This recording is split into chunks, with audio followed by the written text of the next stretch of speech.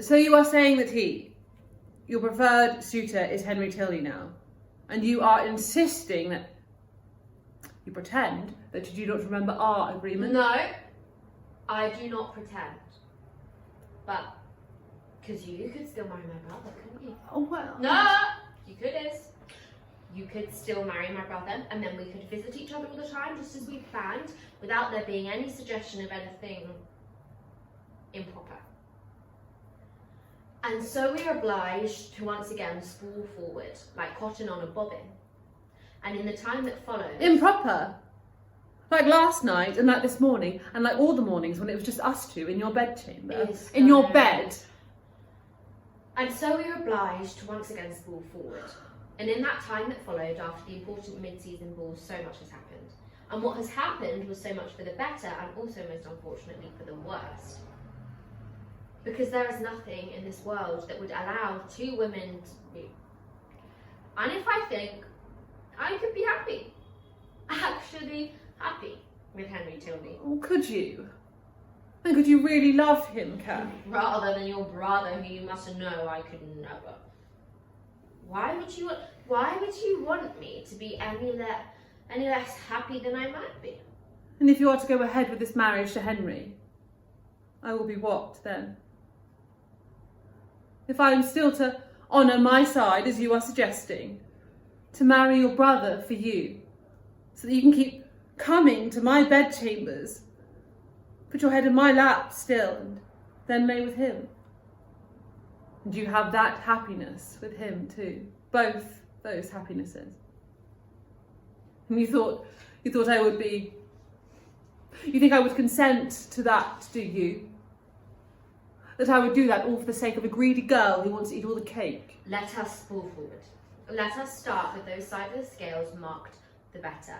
Let me say that after mid-season ball, Henry Tilney, most chivalrously accompanied me to our lodgings after the dancing, and stepping outside into the street, and quite recklessly, he pulled me into a dark recess, and his heart in my chest, that is Henry Tilney and I, kissed. My first ever kiss. Can you imagine? And now I must turn to the side of the scales labelled the worst. My new acquaintance, who I most rashly named previously as my most bosom best friend for life. The quickness of that female friendship turned out to be very ill-advised, as is so often the case with feminine attachments formed by romantical young heroines in unfamiliar towns. Perhaps, I fancy, maybe she could have learned that our brother Sensible James does not have a sufficient enough income that she would seriously consider any proposal of marriage. Because we did establish that she was motivated by money in a most unladylike manner in the very first scene we met her, so that would be. After Isabella found out this very important information, she was heard to say that she had no reason for staying. Last night we heard that she and her brother had quit Bath altogether and gone back to London. Where the story cannot follow. Although not formally engaged, it must have been a great blow to my brother, who could not have suspected that the object of his affections would be so moved by money. Miss Isabella Thorpe is a person who I barely recognise and cannot understand.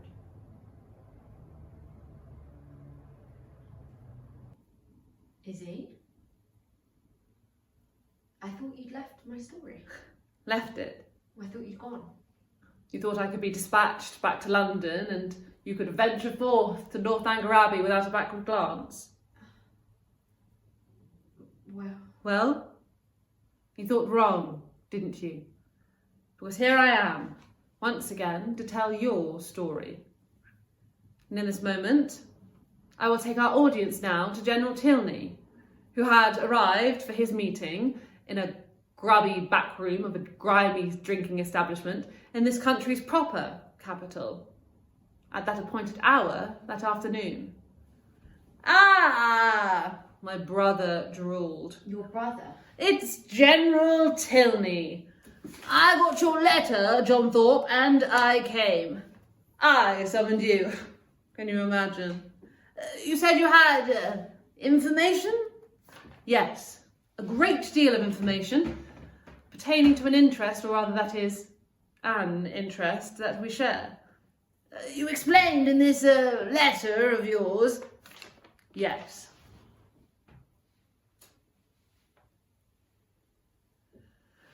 So, I will cut to it. Your son and heir, Henry Tilney, the lover of muslins and constant moping, enough to make any room heavy with his limp-wristed sadness, this interest of his, she is. Your son's prospect? Catherine Morland is not what she seems. No. And in slurred words and graphic gesticulations, he, that is to say my brother, John Thorpe, said to Henry Tilney's father, General Tilney, that afternoon, what he had learnt about you. All of it. All of it?